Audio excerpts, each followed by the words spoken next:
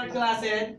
तो बच्चों आज हम क्लास 10 के मैथ का वृत्त चैप्टर से 10.1 का थ्योरम पढ़ने जा रहे हैं, प्रमेय पढ़ने जा रहे हैं। तो प्रमेय क्या कह रहा है? 10.1 वृत्त के किसी बिंदु पर स्पर्श रेखा स्पर्श बिंदु से जाने वाली त्रिज्या पर लंब होती है। सिद्ध करना है, साबित करना है। तो वृत्त के किसी बिंदु से, तो एक वृत्त हमें क्या दिया हुआ है? एक वृत्त दिया हुआ है, एक वृत्त बना दिया गया, वो केंद्र वाला एक वृत्त बना दिया गया। एक वृत्त है ए बी, एक स्पर्श रेखा है जिस पर बिंदु स्पर्श बिंदु P है, जो वृत्त को बिंदु P पर स्पर्श करती है। तो हमें सिद्ध करना है ये जो ओपी त्रिज्या दिखाई दे रहा है, त्रिज्या से जाने वाली त्रिज्या जो होती है वृत्त पर, वो लंब कहलाती है। तो ये हमें सिद्ध करना है कि ओपी लंब ए बी, ओपी लंब ए बी। तो सबसे पहले सिद्ध करने के लिए रचना करते हैं। क्या करते हैं? रचना। तो रचना के लिए इस ए बी रेखा पे, ए बी स्पर्श रेखा पे है ना क्यू बिंदु लिया और क्यू बिंदु को केंद्र ओ से मिलाया। तो क्यू एक बिंदु लिया जो स्पर्श रेखा ए बी पर स्थित है, बिंदु क्यू को केंद्र ओ से मिलाया। अब आगे का जो कोई भी चीज को सिद्ध करने के लिए हमें प्रमाण चाहिए। तो प्रमाण कहाँ से लेते हैं बाबू बच्चे? तो हम लोग प्रमाण लेते हैं जो दिया हुआ रहता है। तो दिया है हमें ओ वृत्त वाला एक केंद्र है और एक स्पर्श रेखा ए बी है जिसपे स्पर्श बिंदु P है। तो प्रमाण में ओ वृत्त का केंद्र तथा क्यू जो ये बाह्य बिंदु हमने दिया है रचना में, तो ओ क्यू जो है देखिए यहाँ पे त्रिज्या, ओपी भी त्रिज्या है, ओपी भी त्रिज्या है।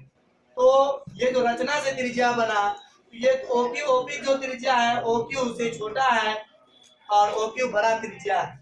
तो अतः ओ क्यू त्रिज्या ओपी त्रिज्या से बड़ा है, इसीलिए ओ क्यू बड़ा है ओपी से। तो क्लास 9 अकॉर्डिंग टू 9 क्लास 9 में हम लोगों ने पढ़ा था कि किसी बिंदु से किसी रेखा पर खींची गई रेखाओं में सबसे छोटी रेखा लंब होती है। अतः ओपी लंब है, सबसे छोटी त्रिज्या, त्रिज्या तो यहाँ पे ओक्यू भी है और ओपी भी है, लेकिन छोटी त्रिज्या ओपी है, इसलिए अतः ओपी लंब ए बी। यही हमें साबित करना था, यही हमें सिद्ध करना था, प्रूव्ड हो गया। अब आते हैं एक्सरसाइज पे 10.1।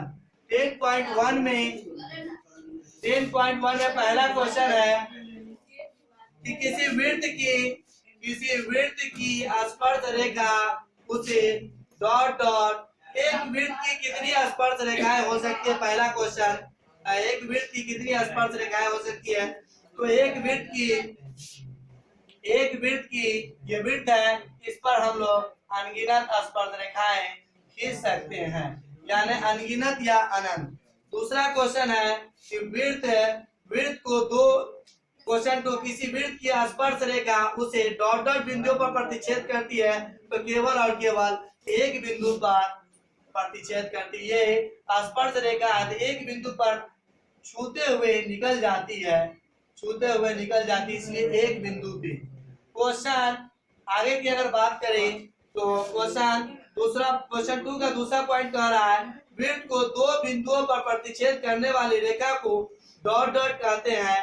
तो ये हमारा वृत्त है, चित्र के माध्यम से देखते हैं, ये हमारा वृत्त है।